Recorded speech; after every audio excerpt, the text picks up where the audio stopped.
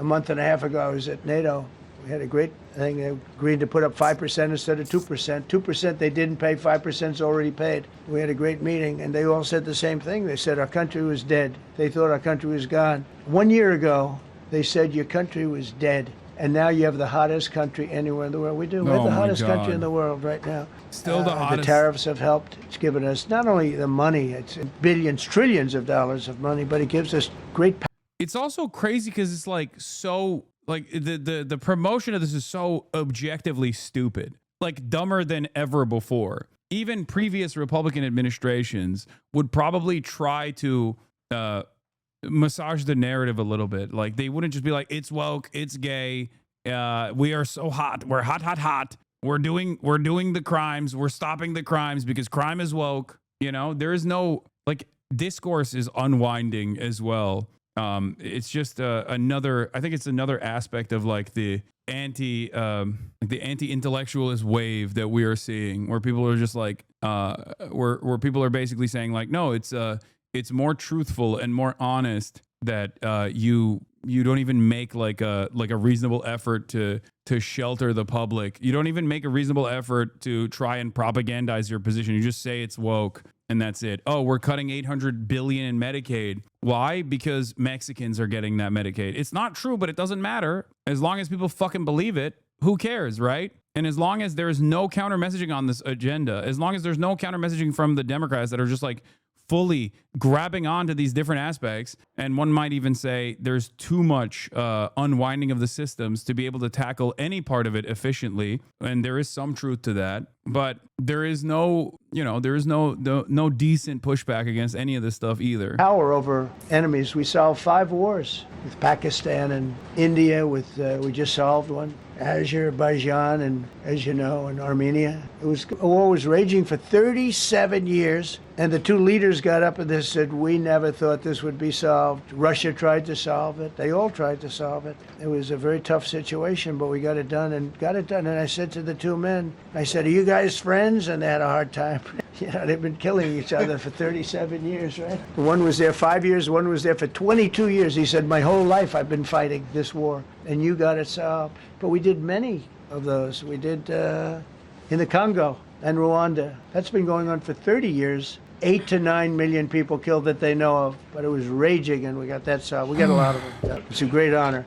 But you want to have, when they come, the leaders come to our country to sign documents that the war is over or whatever, or for other reasons. They come for trade. And you want them to come through so beautifully. You ride down those roads, everything should be perfect. You shouldn't have medians falling down into the roadway. Median, the metal things that are always, somebody had a great lobbyist, because I've never seen them look good. I've been looking at those things with the little, right? They're always broken and bad, but here they're really bad. And we're going to either put new or fix it. And it's not expensive. It's not really expensive. And we're going to fix our roads a little bit. We're going to clean up our sidewalks. You have countries where every Saturday, the people go out and they wash their sidewalks in front of their stores or their houses. They scrub their sidewalks. So we aren't quite at that level yet. Oh my God, dude. On the one hand, you're talking about like unprecedented levels of murder taking place, which require the actual military,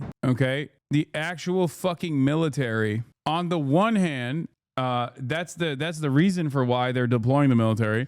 On the other hand, he's like, well, they're scrubbing the sidewalks. We got to use it. Like, really? You think we need to use the fucking National Guard to stop people from doing graffiti on the sidewalks? Like how is that in the same zip code? It's like talking about nuking DC. We got to nuke it. There's too much graffiti. There's violent crime, but then also too much graffiti. We got to nuke DC. Yet I don't think, Gaddy, we're not quite there yet, but maybe we will. They go out and they scrub. I think it's so beautiful to hear that and to see those stories. But yeah, what are we going to do? Are we going to get the National Guard to scrub the sidewalks? Because I'm in favor of that, for the record. I think that's a great idea. It's just, I don't think that that's the purpose of the military. I don't think he's going to use the military to do that. We're going to make it clean. But just to finish with your question, it's a very, very strong reflection of our country. And when they see a bad city, my father always used to tell me, I had a wonderful father, very smart. And he used to say, son, when you walk into a restaurant and you see a dirty front door, don't go in. Because if the front door is dirty, the kitchen's dirty also. Same thing with the Capitol. If our Capitol's dirty, our whole country is dirty, and they don't respect us. So it's a very good question. Okay. This is yet another instance where the Republican administration is pointing to like a real issue, right? But their solution is fucking insane. City beautification is a good initiative. I am in support of that. Our cities are fucking dirty. But the solution to that is increasing public sanitation jobs, good paying unionized jobs. That's what you're supposed to do. That is what every single capital and every single big city has done throughout history. Okay? You look at Japan, you look at any country where there is a major city where there's issues with sanitation, you have, or no issues with sanitation, where the cities are actually cleaner. Look at China. China is a great example of this. Chinese cities are packed with motherfuckers that are constantly keeping the city clean. Okay? That's not what he wants to do. Like, it's a reasonable, it's a problem for sure, but his solution has nothing to do. His solution has nothing to do with the actual issue that he's presenting. It's so fucking dumb. Sorry. Question for you on the specific issue.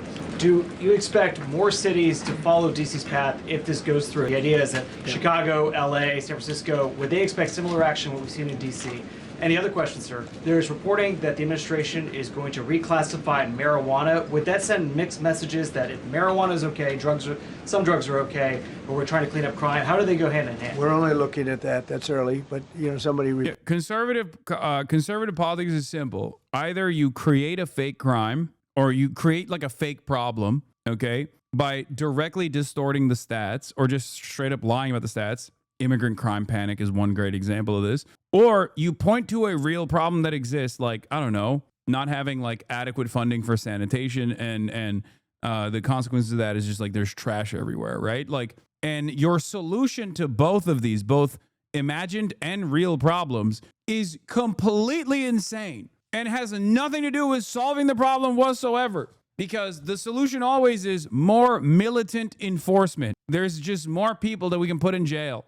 It's not enough that we already have a profoundly violent local law enforcement apparatus, but we need to use an even more violent organization that is not tasked with domestic law enforcement capabilities at all. We got to use them now to just terrify people. Supported it, which is fine. We're looking at it. Some people like it. Some people hate it. Some people hate the whole concept of marijuana because if it does bad for the children, it does bad for people that are older than children. But we're looking at reclassification, and we'll make a determination over the next few weeks. And that determination hopefully will be the right one. It's a very complicated subject, the subject of marijuana. I've heard great things having to do with medical, and I've had bad things having to do with just about everything else. But medical and, for pain and various things, I've heard some pretty good things. But for other things, I've heard some pretty bad things. The other part of your question, I mean, we're just going to see what happens with it all. We're going to have a tremendous success in what we're doing. Other cities are hopefully watching this. They're all watching, just like everyone's watching. This is it. This is the real shit. Okay, notice what he says here. This is the real purpose. Other cities, specifically blue cities, better take note of what we're doing here because we're coming for you as well. I live in Los Angeles. I've already experienced a version of this here in my fucking backyard. Okay, federal government does something. Federal government leads by this insane hysteria of like rapist, criminal, drug dealer, migrants. Okay, then they implement the federal law enforcement apparatus that works outside of the confines of the Constitution to violently rip families apart. There is a lot of animosity against this decision. People actually mobilize to protest these decisions, to disrupt these operations because the politicians are not doing shit. Okay. And then he sends in the military to stop the mobilization. I will say this.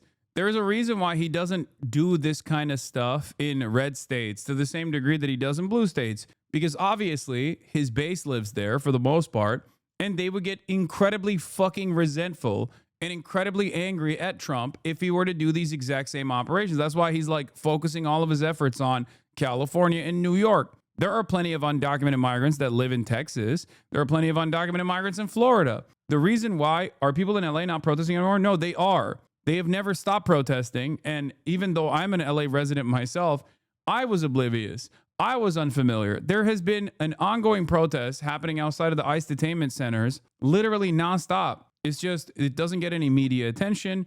And not only does it not get any media attention, it doesn't even get social media attention.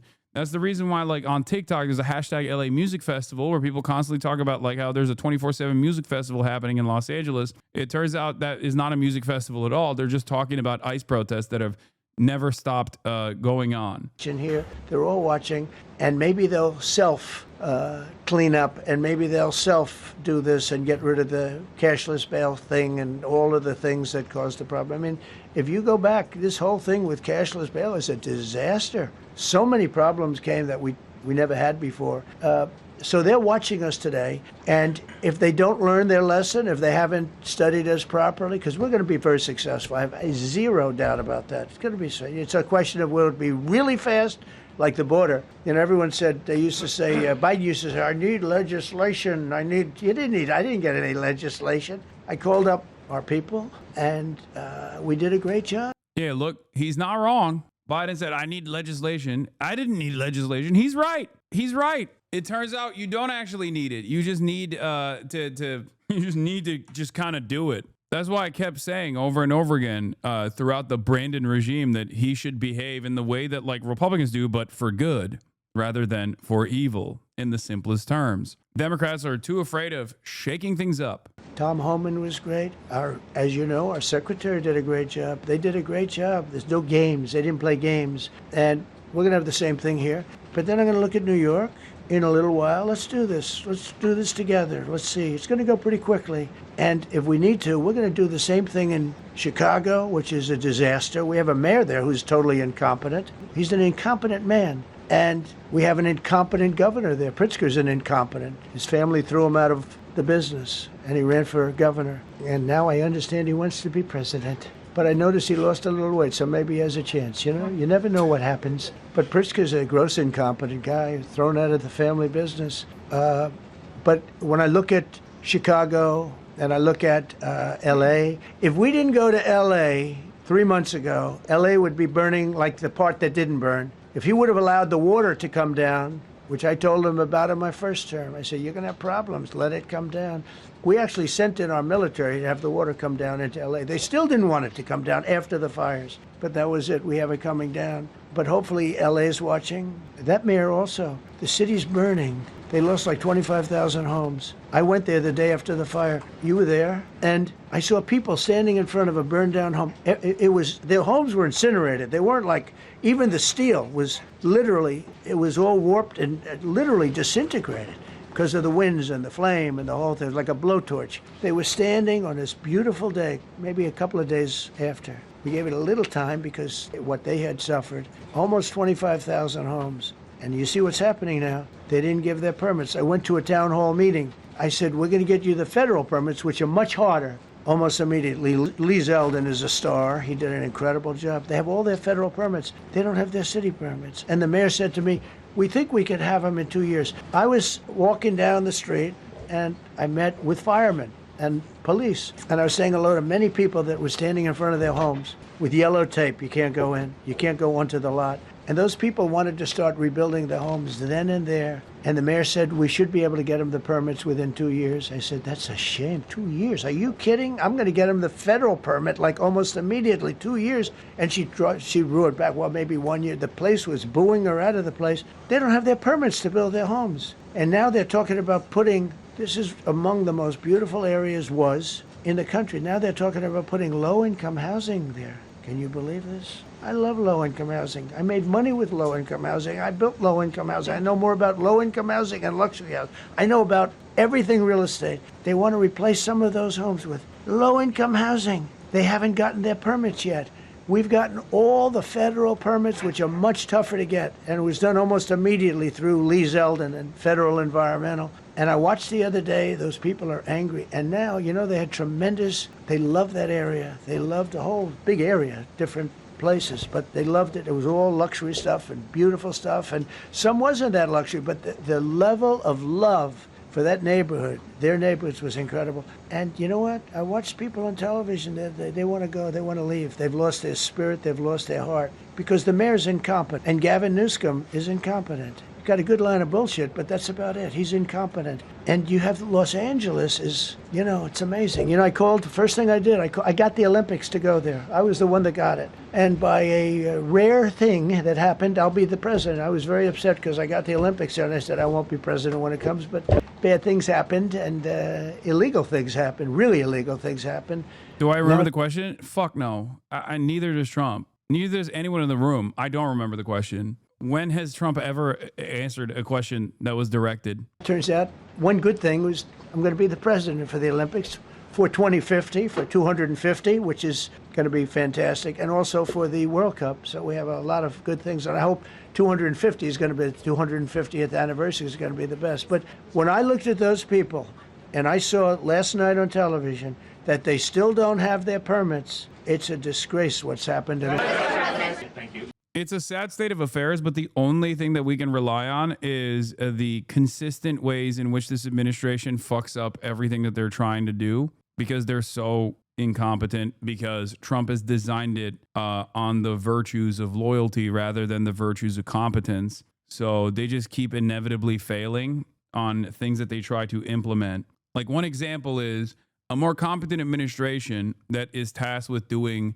a reactionary takeover and violating the Constitution slowly but surely would not have gone after Mahmoud Khalil, right? They would have gone after someone who wasn't a green card recipient with a American citizen wife with a child on the way. They would have gone after a student visa holder who had said things that would at least like come across as violent. You know what I mean? They would have done that, but they're so incompetent. They went after someone who was perhaps the most defensible person, even in the eyes of the broader public, okay? Not that it matters. The First Amendment is still the First Amendment. Even if someone who had a student visa and they were still saying, like, I love Hamas or whatever, that's still constitutionally protected speech. But at least they could have made a better, more compelling argument for broader subsects of American society. But because of their fucking idiotic nature, because of their, like, bouldering ways in which they're trying to implement fascism, when there are still institutions that remain, albeit in the margins, but they still exist, they were able to basically fail through this process. They're still trying, they're still pushing. Okay. Having said that, it has been somewhat of a failure, not due to democratic pushback, mind you, but due to their own inability to implement a broader strategy, a broader strategy of like unwinding constitutional protections in a way that like most Americans will not bat an eye at.